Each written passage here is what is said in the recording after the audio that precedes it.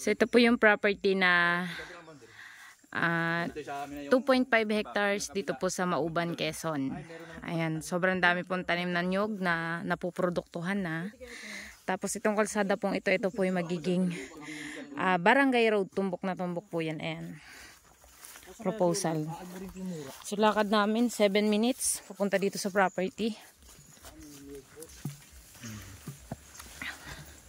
Tapos may sapa dito. Ano to? Ito po yung pinagbahayan ng may-ari. Yung pinagbahayan mo. Yung may-ari dati. Ito. Nasa bayan na. Parang sinunog. Ay tinanggal po yung mga... yung may-ari po nag-ano. Yan ma'am yung sapa. Excuse nga sir. Sagip yan ano? Oo. Yan, kabilang yan. Ayan, ito po may sapa po sa gitna mismo ng property. Tapos ayan, kasama na against the light. Ayan. Hawa naman pala. So ito ay, ayan, may bukal siya sa property. Excuse. Ayan. Tapos ayan, kasama pa to sa property. Ano sir? Solo title. Hanggang doon. Buhay po ang nakapangalan sa titulo.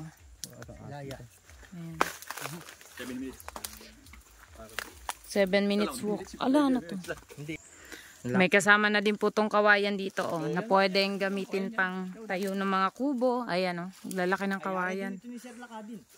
Oo, malapit. Di pa, tsaka pati maganda ano pantay.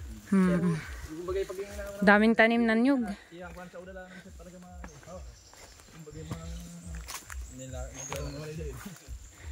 Ayan, ang dami palang kawayan Tabi po ma'am, tabi.